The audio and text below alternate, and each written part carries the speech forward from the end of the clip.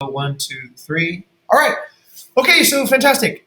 Today, I'd like to welcome a new speaker that we have for our Startup Masterclass. So we've done a little bit of research about Mina before. So this is Mina Nano, yes? That's, that's correct. Okay, fantastic. And so Mina has worked previously in community strategy and operations at WeWork and at Airbnb. And we have a lot of questions today about this idea of building community. And as an Airbnb alum, I'd like to always see other Airbnb people in this world and Mhm. share on the special experiences that we had there. So just as kind of like an icebreaker question, I guess I'll start it off. How did you first kind of consider working at like Airbnb in community operations, and what story would you like to Mhm. share about that experience? Yeah, thank you. So originally I really love talking with the people and always, by being Airbnb guest or host, you get a little chance to meet the new people or, explore a new place in the world. And I really felt that the people connection, the power of people connection actually makes something happen, like both from business side or private side. So I really believe that power. So I wanted to make that as my life work. This is, yeah, kind of chance that I started to consider to dig in more into the community engagement or management like field. Excellent. Okay, that's really something that I share with you, actually, Mina. So I Mhm. was working on the Indonesia market development back, I think it was 2012, and Mhm. I thought like there's a special energy you get when you work at Airbnb. You sort of you go into CRM and you see these profiles of hosts and such. I don't know if they actually still allow people to do that. Back in the day, you could actually still look and see, and you could look behind the scenes. Mhm. But then to go and then go out into the field and actually meet, hear their stories, and hear how people's lives had been transformed by Airbnb was, I think it was an incredible inspiration. Um, Later, when we started Bukit Vista, we took that mission kind of to continue, right? So we became professional hosts on Airbnb. And one of the things that I've always wondered is if if you're leading a community, it can feel sometimes like we talked to this other Airbnb community manager. His name was Ricardo, and the Mhm. analogy we shared with Ricardo, it feels like you're pushing an elephant from behind sometimes, right? You're trying to Mhm. get the community to use the newest update, or you're trying to get them to use, what is just kind of normal technology, right? That everyone should be aware of. Mhm. But you're getting pushback. And in Japan, I was wondering, like, did you have any experiences like that? Experiences where you're trying to get the users to adopt a certain behavior or technology or something, and it wasn't going as smoothly as you had expected. Yeah, of course. For example, both Airbnb and WeWork is a technology company. So I feel that not everyone in the world is like really familiar with like tech stuff. Not everyone is always open to there's like a new information, but um as a community manager, I think we always can find a way to customize the information according to the person actually we communicate with. So well, like even though we face with someone not really knowing about how to use Office or how to use Airbnb app, but always we can um, open to have a conversation first and like do like a little ice break and get to know each other, understand the background the person is having, um, and yeah, we can. Yeah, great thing is to customize the way of communication. Fantastic. And Yeah. this way, I've noticed. I don't know what your experience was like, but I felt Mhm. like there was always this weird sort of dilemma, right? And if you customize and you personalize too much, then the community would start coming to you with all their problems on your personal phone. They would always like say, "Hey, they would start bringing customer support issues over, right?" And you're like, "I know that's what you think I might be able to help with, but we actually have a department that does Mhm. that. Can you just reach out to them?" And then, and then when you do that, you start feeling a little bit of guilt because, well, like I thought you were my friend, right? So I could just come and ask you. Why do I have to kind of be treated as like a stranger and just get a ticket in line? So Mhm. did you ever like experience those feelings? And when you did, like, or if you did, um, how did you balance between, like, I guess, being able to scale and keep your personal life and your Mhm. weekends and your holidays, but also being Yeah, committed and dedicated to your community? right. I think it's a really good question. Thanks for that. Um, because as I'm the person actually used to also work as a customer support, I have gone through those, like a little of hard cases and also hard negotiation with the users. And but always, I think it's really important for us to set the right expectation and let them understand what the role of the community manager is. Mhm. Or yeah, this is all about communication. So if I think it's really also important that we first, have a, like a really low level of like communication, like a casual chat, Mhm. and knowing that person as like a human being and understand, and like create a little bit of relationship, um, so that for me, personally, I think it's easier for me to negotiate or explain hard stuff. Like, oh, sorry, I'm not in charge of this, but there's someone better assist, Got it. something So like being able that. to, I think, clearly explain what the role actually entails, and so that Mm, counterparty is clear. Have you ever felt like, okay? So I was thinking, have you ever felt like in community management, there's mm, certain segments that you'll be more easy to talk to, as certain segments mm, that are like just feel kind of a little bit more shy are less easy to talk to.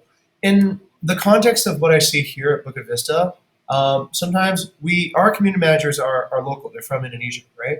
And so I see mm, that they're much more fluent talking to, let's say, people who are owners or who are also Indonesian.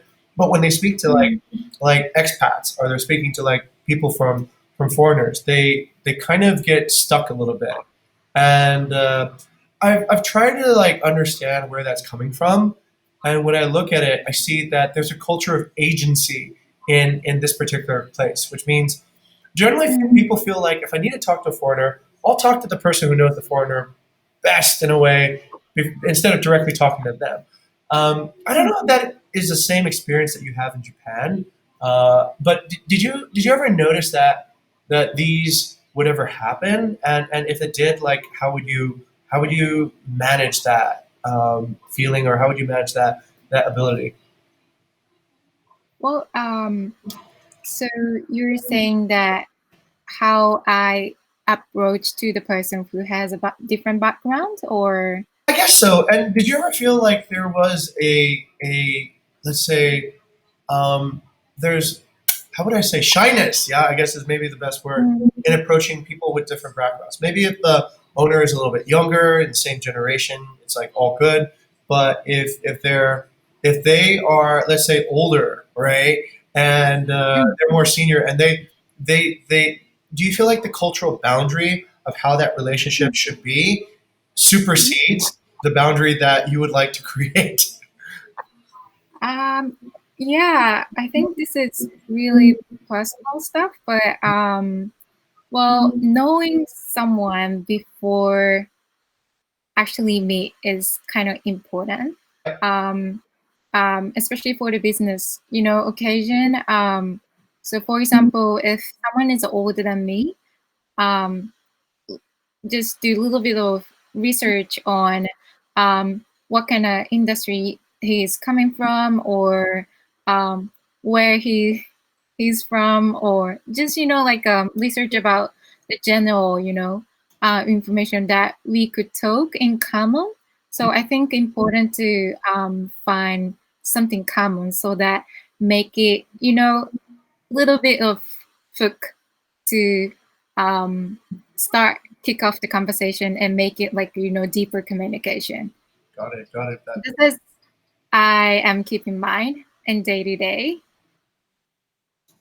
Excellent. Yeah, but community manager in general, like really friendly and like someone really talkative or very open minded. So I'm sure that community managers in general, just naturally talking with so many kinds of people and like naturally learning how to deal with different type of people. Interesting. That's yeah. And I would ask another question. Let's say if you were to like let's say bring people alongside your team, and you were to like let's say build a team to go Mm, after and develop a community. What kind of people would you want to be alongside you to go on that mission? yep. So building the team for community management, I think there are two types. One is someone really bright and shininess, and like open to talk with anyone, and just naturally entertain the people. Mm. Um, the other one is someone really think logically or database, trying to measure the success on number basis. So I think the balance is really important. So the job I am doing right now is more for operation side. So looking at data, trying to measure the people feelings or what the human emotion is is possibly calculated into numbers, something like that. So setting KPI or KGI is really important. And this is something new, right? Community management is not only doing events or like holding a meetups, talking with the people, but um, this is really interesting that we can find a way actually measure the success of the people feeling change. It's an interesting point that you just brought up that community management is Mm, fairly new as a discipline, and for for a long time actually, when you hire a community manager or when you even define the role, I find it, mm, especially maybe I'm assuming that in Japan it's a fairly rare role, right?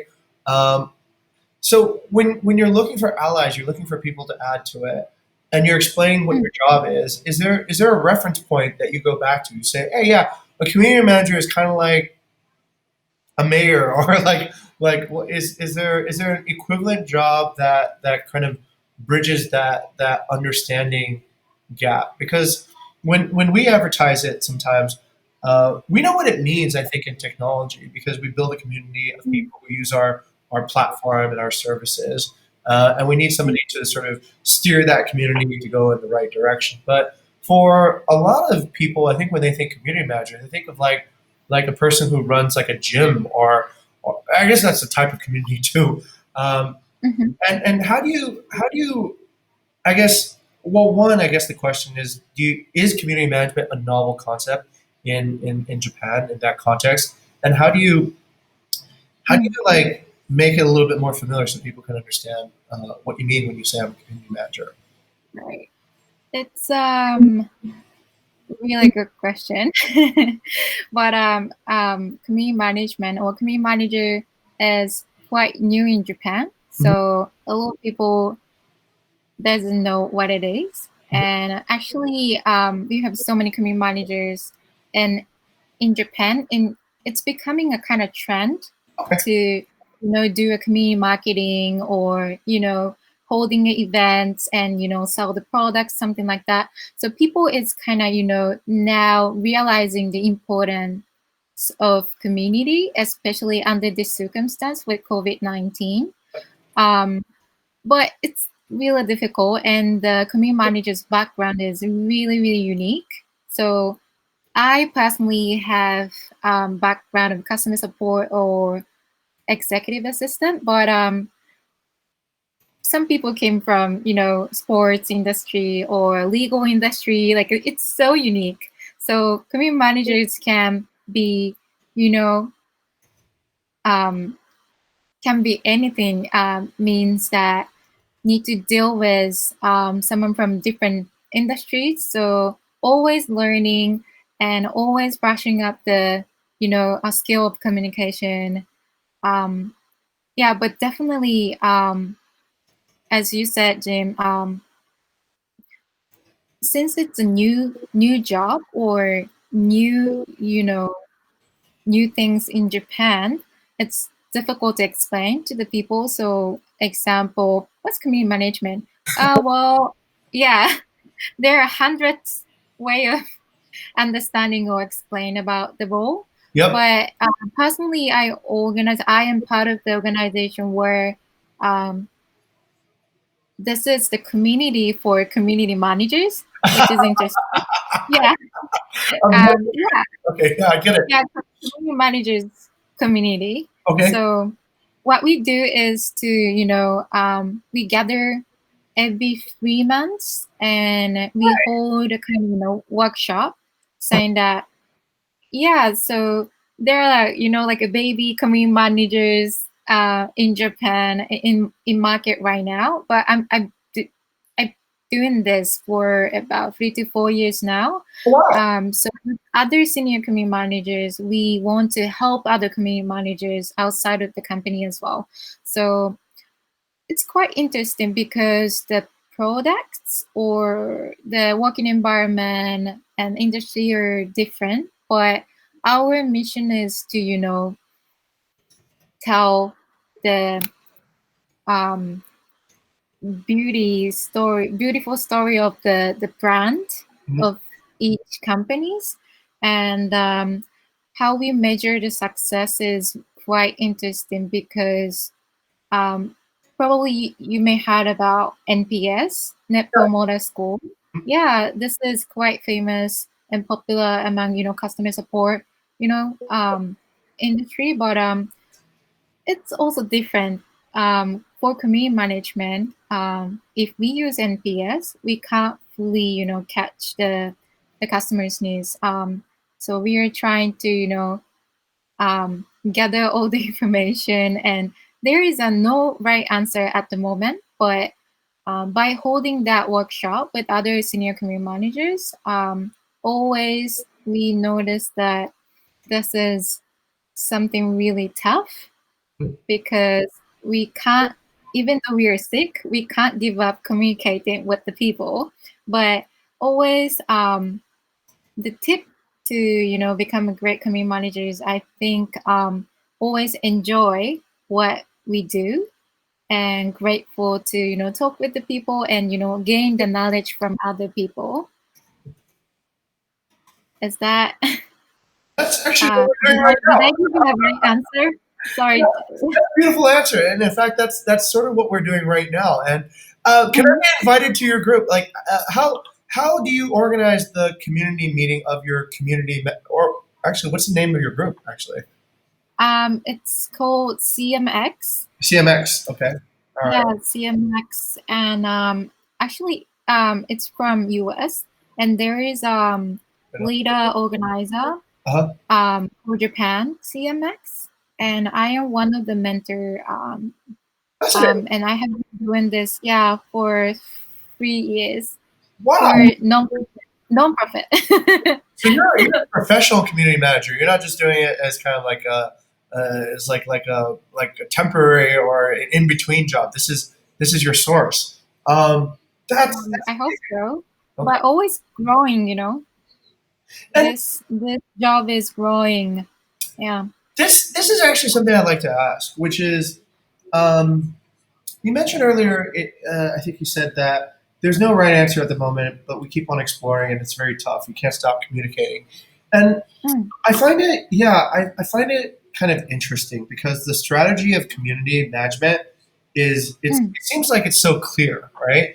If you don't have somebody bring the community along for the journey, then you will create a. I think these things that are technology or tools But if you don't create Mm. that connection between like the tool and the people using it, it doesn't stick. Right? It's not. It doesn't touch your upper levels of your Maslow pyramid, so to speak. Mm. Let's say, oh, it's perfect. It's I don't know. It's like maybe it's like this, right? It's like a perfume bottle or something. If it's just Yeah. perfume, then who cares? But if I belong to a group of people who all use it, then I feel Mm. like I feel part of something. Oh, I know something that other people don't know. But then you're right at the same time, which is you're trying to tell your bosses like, hey, I'm doing a good job. Um, Mm. what is a good job and what's a bad job, and what exactly is quality community management actually look like? What do you think it is? Yeah, so it's very difficult to decide, Mhm. but the important thing is to have, multiple, KPI or targets at the same time. And even so for like throughout the quarter or throughout the half year, probably the company direction or, the customer needs could be changed. Mhm. So I think it's important for us, to be flexible as much we can, as much we Right. and then like a set the target for like several targets, and even the one target is fail, but always have a backup KPI or target, and this could be something something very powerful that we can convince the manager as well. Yeah, because the needs or the environment can be really quickly changed. Got it. So yeah, Do you but there is no right answer for this. do you Yeah. have like an example of what these KPIs would look like? Like I remember when I was in Bali, they gave me a simple one. They said, "Hey, Mm. make the experience in Bali go from 4.2 to Mm. 4.5, right? So overall, all the Mm. five-star reviews, and that was actually really simple, but it was really actually interesting. It was simple, but it was Yeah. good, and you could kind of like start imagining ways to make that happen.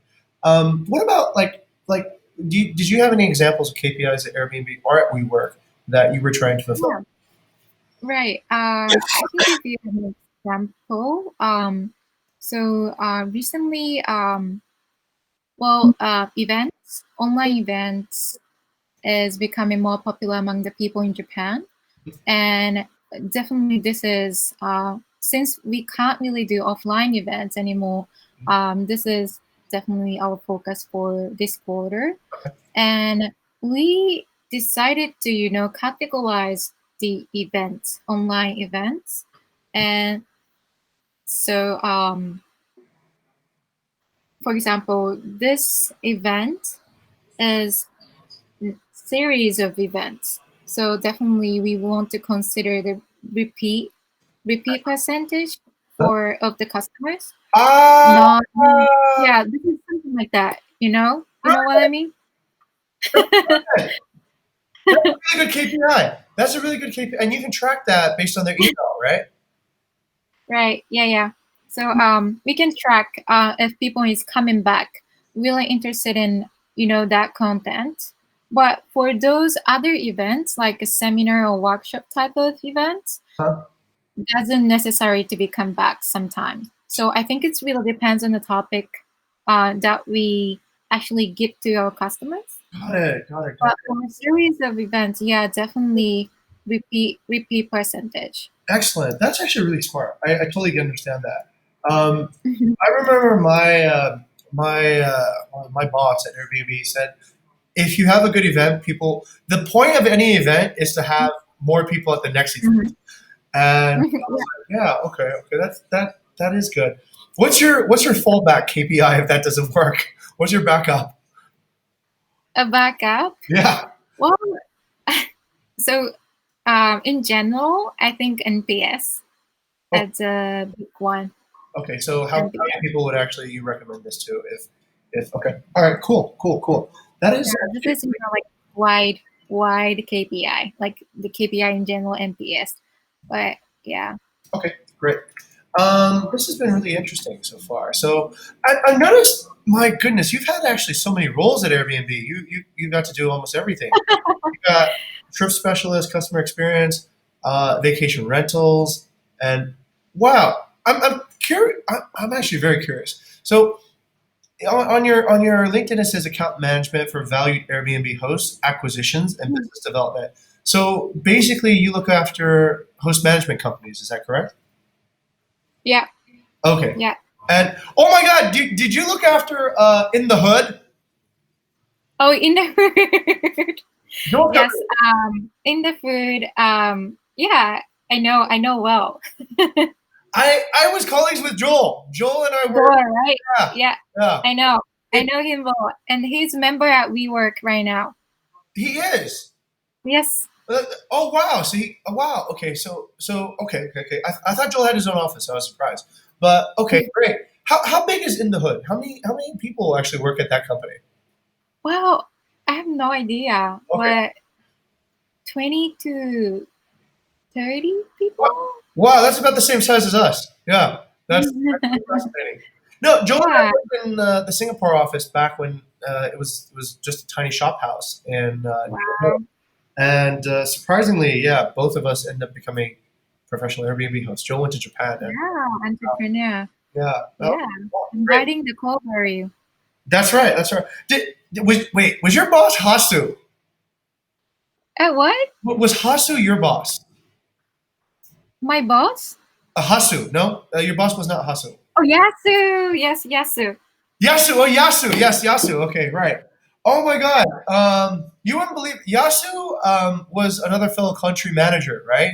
And Yes, he is. I remember asking Yasu about. Oh my God, I remember back in the early days about hiring people, and I asked Yasu, "Hey, how would you actually recruit people?" They said you got two people that you can hire. I was like, okay, what is it? He said you can hire people who are really gifted at skills and they Mm, really know what to do, right? You hire them based on their skill set. And you can mhm. hire people who are mission driven. They really believe in where you're going and they want to Yeah. follow that. And I said, Mm. what about anything else? He says, that's it. That's the only two people you should hire. I was like, I remember that was his words of wisdom. But okay, cool. So Yeah. eventually, so your journey was sort of like. Tell me about your journey. Did it feel like you were moving up, sideways, or what was it like? I'm trying to figure out what goes after what, but it's probably Yeah. just listen. You tell me. Yeah. Right. So how I met Airbnb was in Korea. I didn't mean to, I wasn't intentionally apply for Airbnb, but I started back in 2014. I used to live in South Korea, and I got this job at Airbnb's partner company of customer support as a training specialist. So I was managing the hiring process and onboarding process back then. Okay. And my visa expired, and I got this kind of offer from Airbnb to Nice. move to Tokyo office. Mhm. Yeah. So this is journey actually continued for me to be with Airbnb, which I really love. And I really hopped around the different, teams, as you can see on my LinkedIn Yep. profile. Definitely. But basically, I really love supporting users.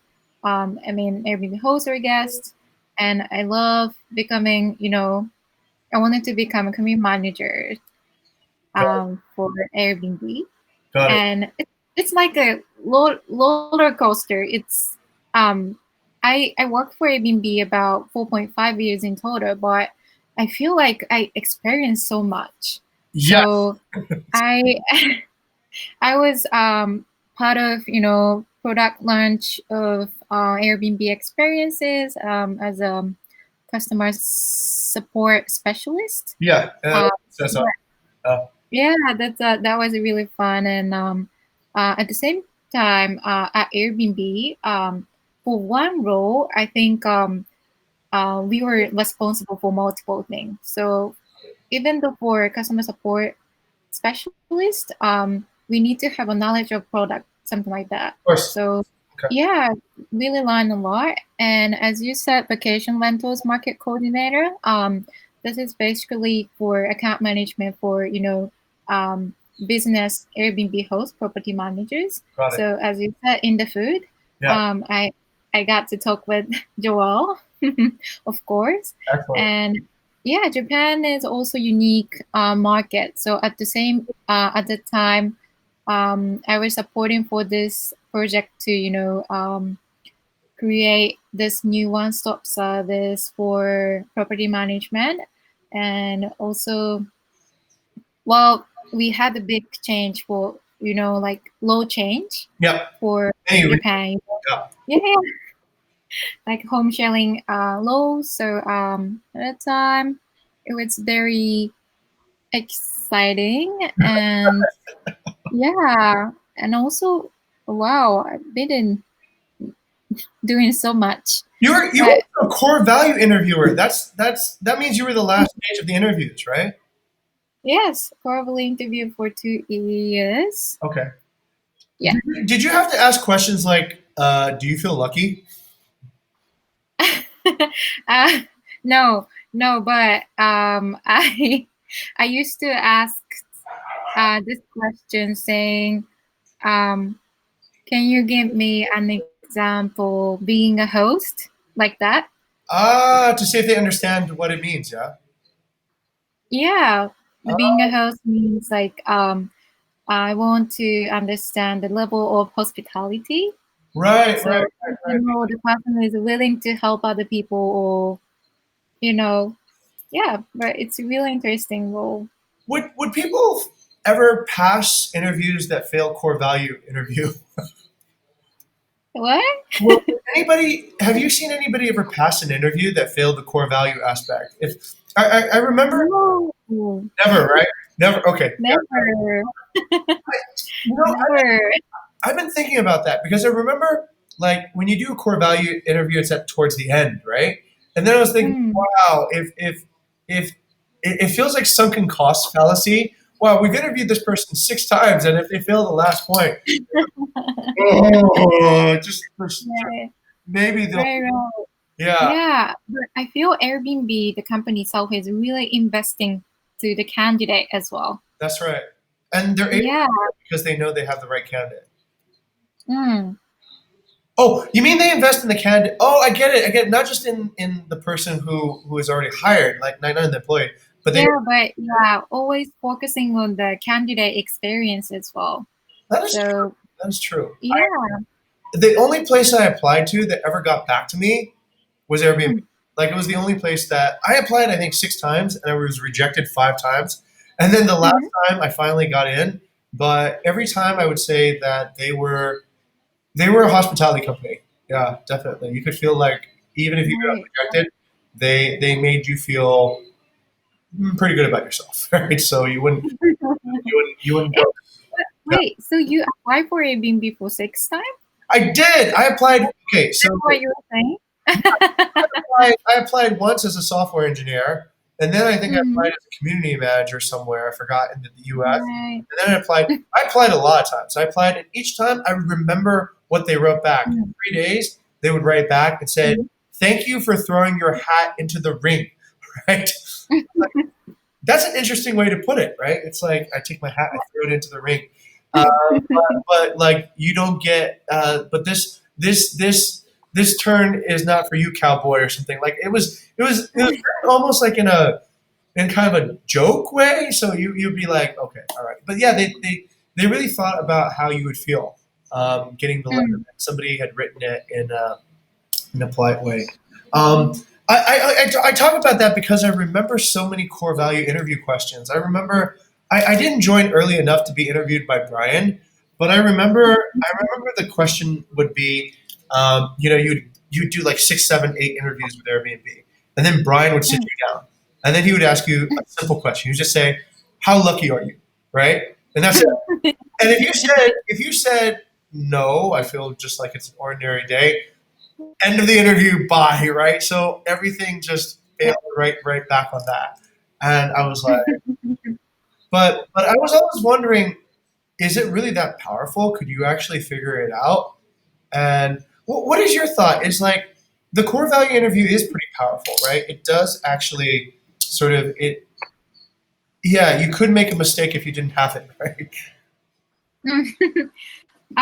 Yeah, it's really interesting because for global interview, I think it's well, some of the candidates are too perfect. Okay. You know what I mean? Yeah. So I think as a human being, I think people can make a mistake. So always. So if during the time I was doing a core interview for about 2 to 3 times per week, and I met this candidate too perfect. Okay.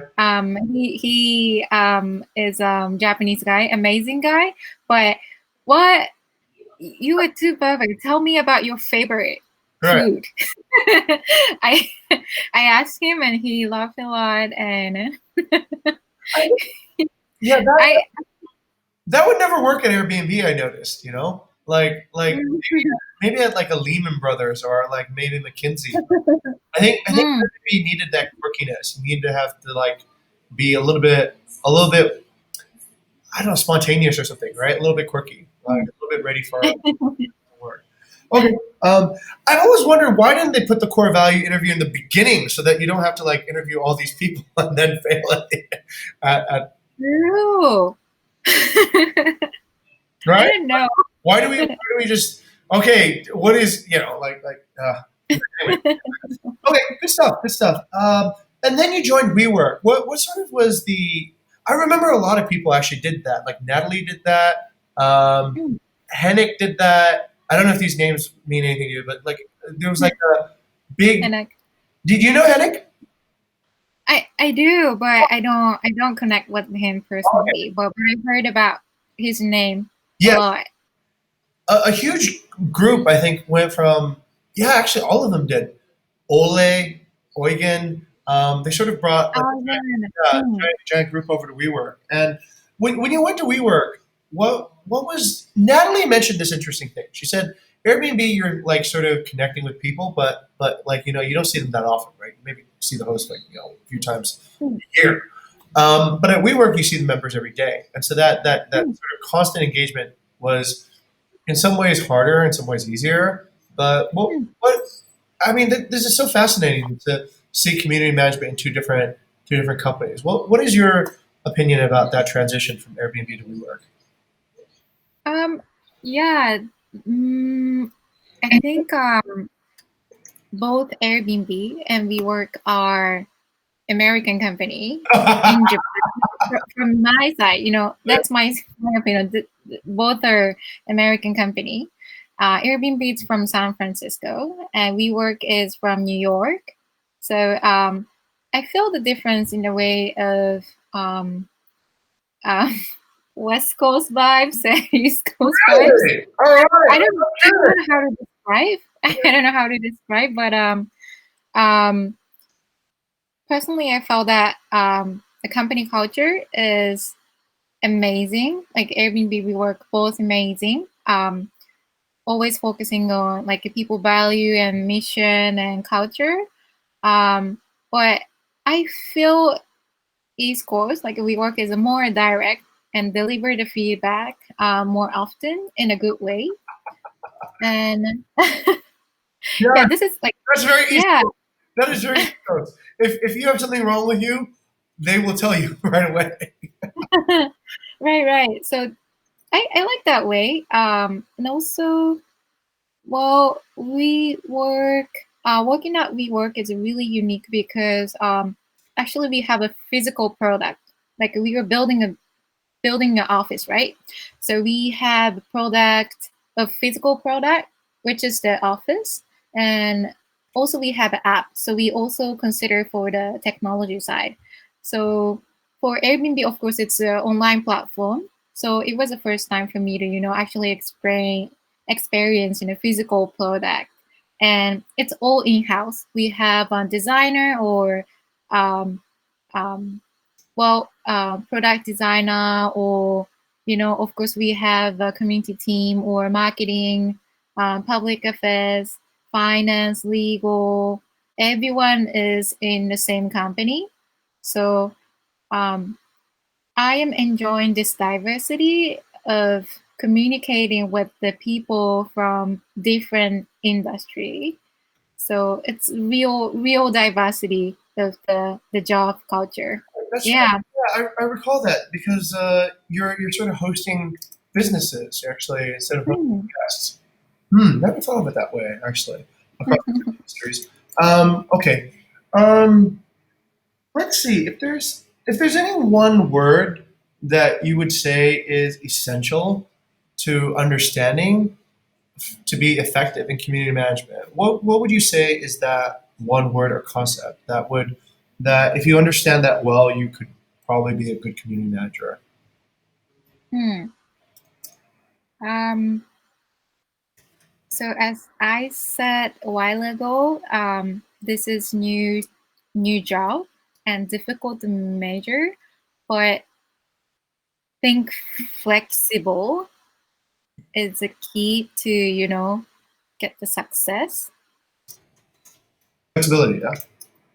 Yeah, flexibility. And I think I understand why. Actually, you've talked about like community is about bringing together a lot of different people, and if you're not flexible, you can't accommodate for that type of structure. But besides that, in what dimensions would you say you need to be flexible? Is it mindset? Is it like Mm. diversity? Is it like what are the parameters of flexibility? Mm. Yeah. So I feel both mindset because both mindset and um like measure the success. As I said, like a KPI should be flexible or should have a back plan. Um, because well, because as a community manager, we are not managing people actually because people is actually user and we can't control everything what they feel or what they are trying to achieve, and they also have their own goal and mission.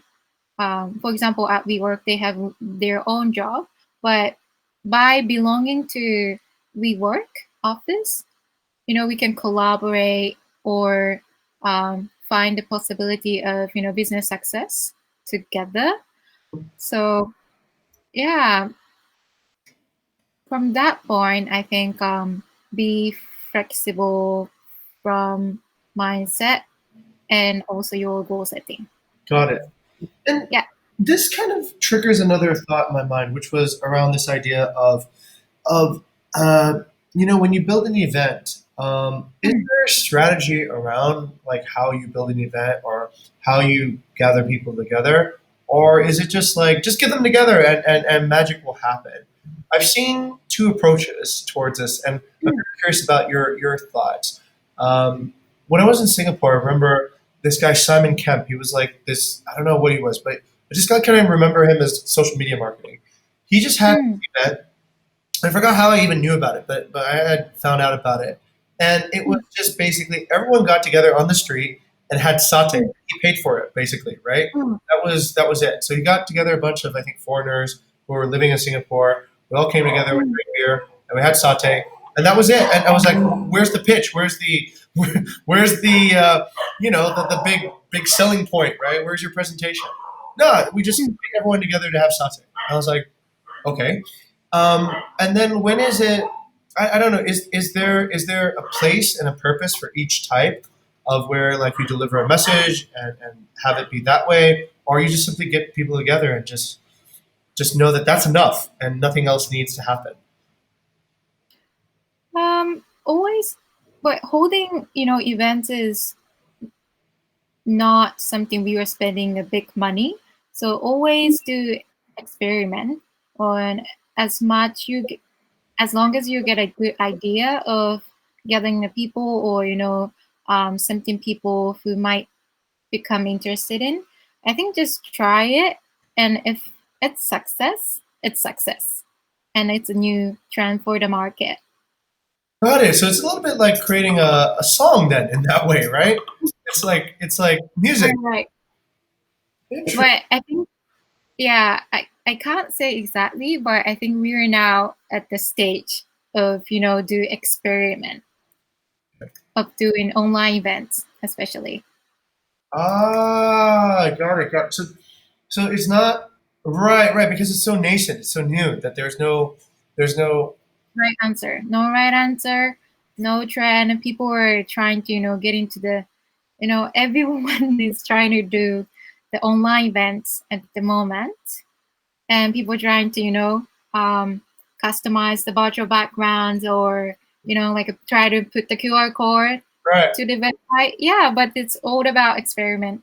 Yeah, but since from my side, if you're not spending money, Mhm, um, company money, but just investing your time mhm. for doing it, just do it. And yeah, That's and good advice. find That's good advice. a Yeah, way. I didn't realize that the timing for that has actually it's actually pretty good.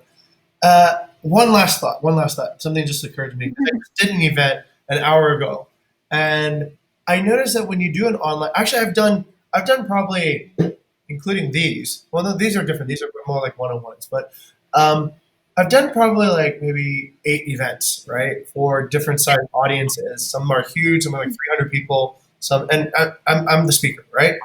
And so Yeah. I feel like it's so weird compared to offline events because when you do an offline event, the intensity of the situation hits you, right? Like you've made a Yeah. journey to the venue, you go, you talk to all the people, there's lighting, there's the crowd, there's all these props there, and it feels really like a feedback rich environment. You almost need to like drown out. You need to like just get rid of all this stuff in order to be focused on your message. But when Yeah. you do an online event, it's like the complete opposite. It's like there's been no Yeah. directional shift, and you don't get any feedback at all. You're talking Right. and you're like, is anybody listening? I don't know, right? Right. Right. Half the people Difficult. have their videos turned off, and like you're just what's happening? Is this even real, right? Um, have you found like a way to improve the engagement for these type of situations? Yeah. Yeah, I definitely feel the same way as you experienced, because I can't feel, right? Yeah. You can't feel as long as you start talking. But yeah, I think it depends on the category of events, but always ask them to engage Mhm. from their side, like set the rules, like little bit of a house rule saying, "Hey, you are always free to unmute yourself, and you can laugh, or like you can speak up," because we tend to put the people mute for those events, Uh, but it's a not really big events like 100 people gathering, yeah. but yeah, if 100 people gathering, then you can better use YouTube live or other live streaming tool. But if you as long as you're using Zoom, probably you better ask people to unmute, or you gather with some people on site with the social distancing, and intentionally try to create the environment where you can feel the people's fit. Okay. Okay. Great. Yeah, Know your audience. Yeah. Okay. All right. right. Good idea. Those are good tips. Thank you so much. It's kind Yeah, I of feel so awkward, right? Mm, it feel so awkward, right? really Because it I'm presenting, but really feels like nothing happened. It really feels like you're talking to your computer. It feels like yeah, what a it's great so weird. wow, wow, yeah. And what's weird, what's good and bad at the same time is you could have an audience of like my biggest audience was like a few hundred, right? Those students. So I think there was 300 people, but it was no Mhm. different than having an audience of like 2 people, right? It's like the intensity of the moment is completely lost, right? It's Mm, just like I'm here looking at my iMac and I'm talking mm, to like a red button, right? And and that's all I see, and I see my presentation. Um, I've seen one person. What they do is they actually get over here and they talk Mm-hmm. like so you can see their entire body. So that, they sort of are more communicative. You're sort of limited if it's just like here up, but Right.